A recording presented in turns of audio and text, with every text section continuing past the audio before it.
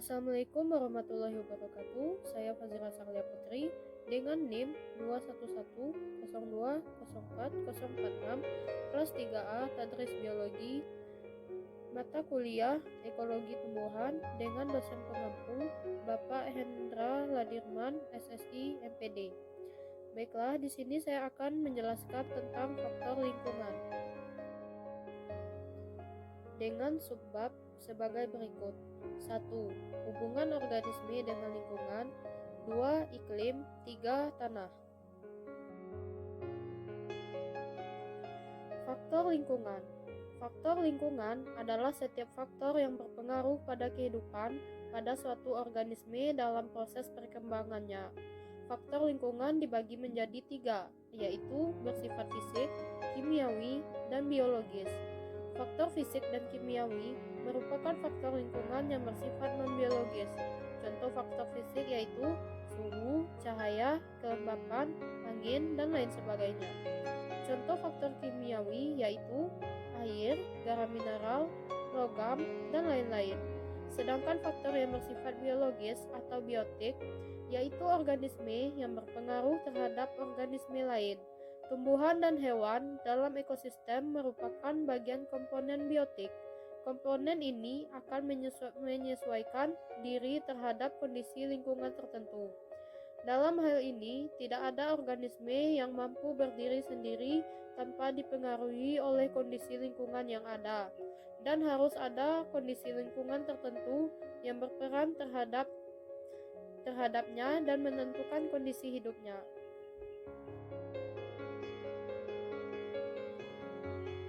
Hubungan organisme dengan lingkungan. Lingkungan merupakan ruang 3 dimensi di mana organisme merupakan salah satu bagiannya. Lingkungan bersifat dinamis dalam arti berubah-ubah setiap saat.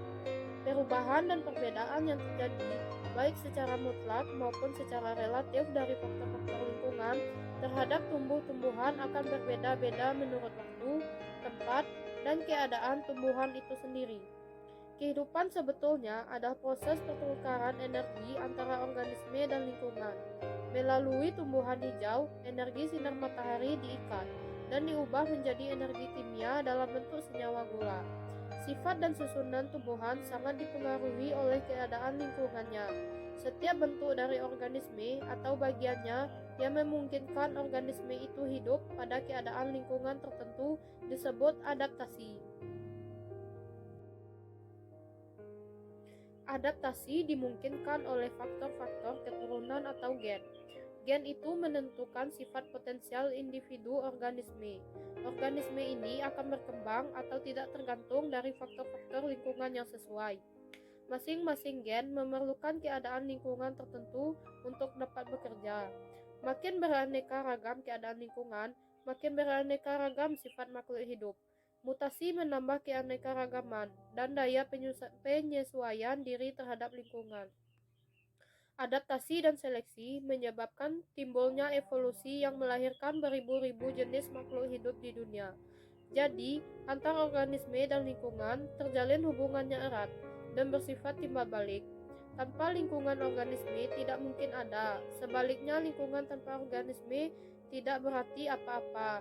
Di samping itu, ada persyaratan dalam mengatur kehidupan organisme, yaitu pertama, lingkungan itu harus dapat mencukupi kebutuhan minimum dari kehidupan. Kedua, lingkungan itu tidak dapat mempengaruhi hal yang bertentangan dengan kehidupan organisme. Hubungan antara organisme dengan lingkungan menyebabkan pertama, aliran energi. Energi dapat diartikan sebagai kemampuan untuk melakukan kerja. Energi yang diperoleh organisme berasal dari makanan yang dikonsumsinya dan dipergunakan untuk aktivitas hidupnya. Aliran energi ini merupakan rangkaian urutan pemindahan bentuk energi satu ke bentuk energi lain, dimulai dari sinar matahari lalu ke produsen, konsumen primer, konsumen tingkat tinggi, sampai subproba di dalam tanah. Siklus ini berlangsung di dalam ekosistem. Golongan organisme autotrof merupakan makanan penting bagi organisme heterotrof, yaitu organisme yang tidak dapat membuat makanan sendiri. Makanan organisme heterotrof merupakan bahan organik yang sudah jadi, sedangkan golongan organisme autotrof mendapatkan makanan dari materi anorganik. Yang kedua, struktur atau tingkat trofik. Pada rantai makanan, diketahui tingkat trofik yang terdiri produsen, konsumen tingkat 1, konsumen tingkat 2, dan seterusnya. Yang ketiga, siklus materi. Siklus ini lebih ditekankan pada perputaran materi di antara komponen ekosistem.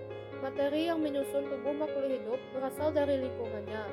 Materi yang berupa unsur-unsur terdapat pada senyawa kimia yang merupakan materi dasar makhluk hidup dan tak hidup.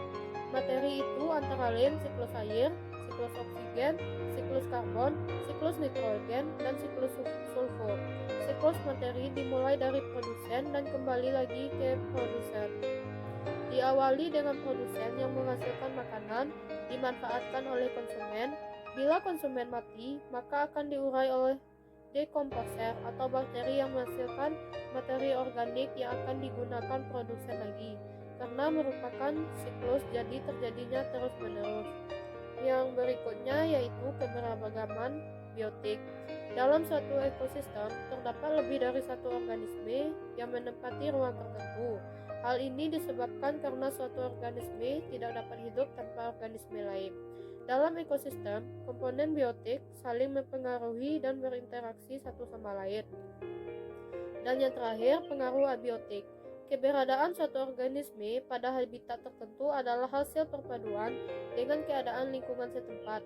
Komponen abiotik meliputi faktor klimatik, yaitu suhu dan kelembapan tanah, suhu dan kelembapan udara, intensitas cahaya, curah hujan, dan angin. Dan faktor substratum di dalamnya sifat kemis, yaitu air tanah, pH tanah, struktur atau tekstur tanah. Iklim merupakan salah satu faktor abiotik yang mempengaruhi kehidupan tumbuhan.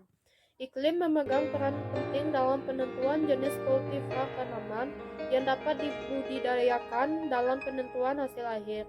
Keberhasilan produksi tanaman mensyaratkan penggunaan sumber daya iklim, seperti penyinaran matahari, karbon dioksida, dan air secara efisien.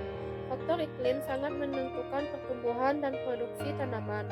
Apabila tanaman ditanam di luar daerah iklimnya, maka produktivitasnya seringkali tidak sesuai dengan yang diharapkan. Penjelasan yang terakhir yaitu tentang tanah. Tanah dapat didefinisikan sebagai medium alami untuk pertumbuhan tanaman yang tersusun atas mineral, bahan organik, dan organisme hidup. Apabila pelepukan fisik, batuan disebabkan oleh perubahan temperatur dan dekomposisi kimia, hasilnya memberikan sumbangan yang cukup banyak dalam pembentukan tanah.